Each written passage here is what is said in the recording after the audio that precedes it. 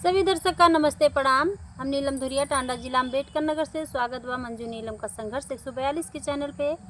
तो आज आप लोगन ताई बेटी विवाह गीत लेके आ है। आप लोग पूरा गाना सुनी है, बहुत प्यारा गाना बा, दुल्हा दुल्हन के नोक झोंक बा। तो पूरे गाने पे बना रही है। गाना हमारा अच्छा लगी तो चैनल का लाइक सब्सक्राइब शेयर करिए, कमेंट में जरूर बताइए गाना कैसा लगा। नमस्ते प्रणाम, हम मंजू वर्मा, जिला अम्बेडकर नगर टांडा। तो हमें सुने बेटी विवाह गीत। ससुर कावन रामा लगावे, अमावा फरेला जो पेदार जी। ससुर कावन ससुर अमावा लगावे, अमावा फरेला जो पेदार जी।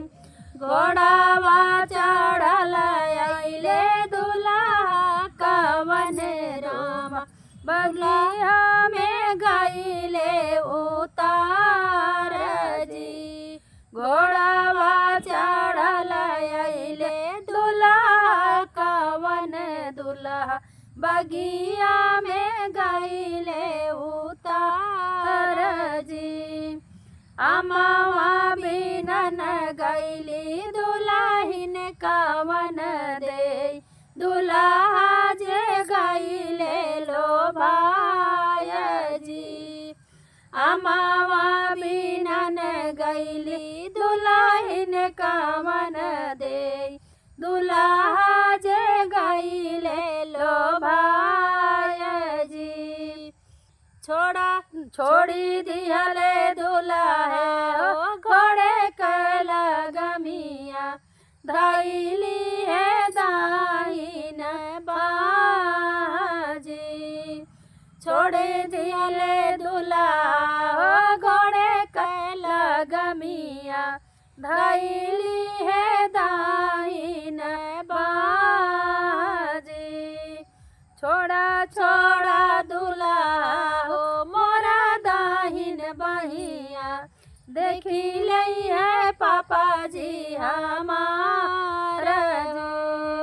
छोड़ा छोड़ा दुल्हे हो मोरा दाहिन बहिया, देखी लई है चाचा जी हमार हो। छोड़ा छोड़ा दुल्हे हो मोरा दाहिन बहिया, देखी लई है भैया जी हमार जी।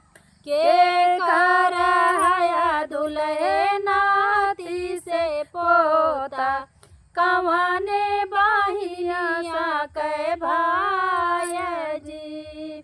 के कर हया दुल्हे नाती से पोता, के कर बहिनिया के भाई जी।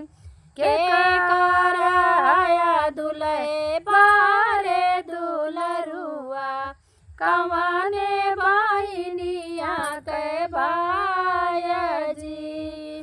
के कर हया दुल्हे बारे दुलहुआ, कवने बहिनिया के भाई जी।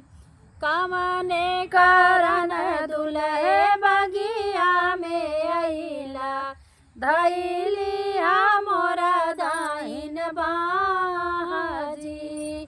कवने करन दुल्हे बगिया में अइला, धइलिया मोरा दाहिन बाजी।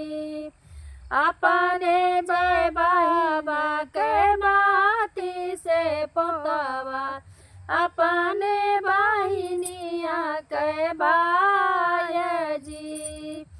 अपने जय बाबा के नाती से पोतवा, अपने बहिनिया के भाई जी।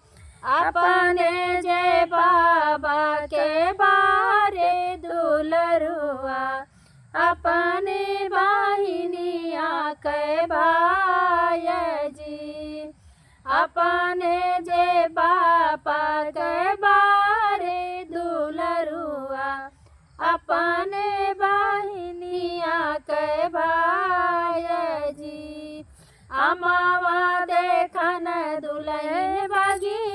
में आईली तुम्हें देखी गईली लो भाई जी। अमावा बिनन दुल्हन बगिया में आईली तुम्हें देखी गईली लो भाई जी। इतनी बचन दुल्हन सुना हो न पावे जाई भागे अपने दुआर जी। इतनी बचन दुल्हन सुना हो न पावे जाई भागे अपने दुआर जी। कहाँ बाट्यू अम्मा सुहागिन बाबा बगिया आइल गईले चोर जी।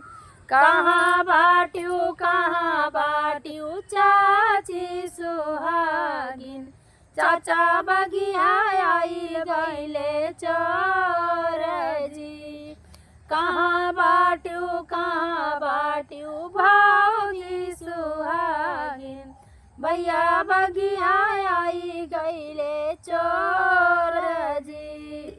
जेकरा के ये बेटी चोरवा समझ लो वह है दुलारा दोहार जी।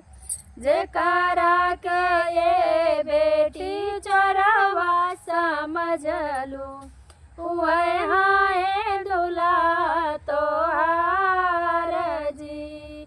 जेकरा के ये ननदो चोरवा समझ लो वह है तोहरा दुला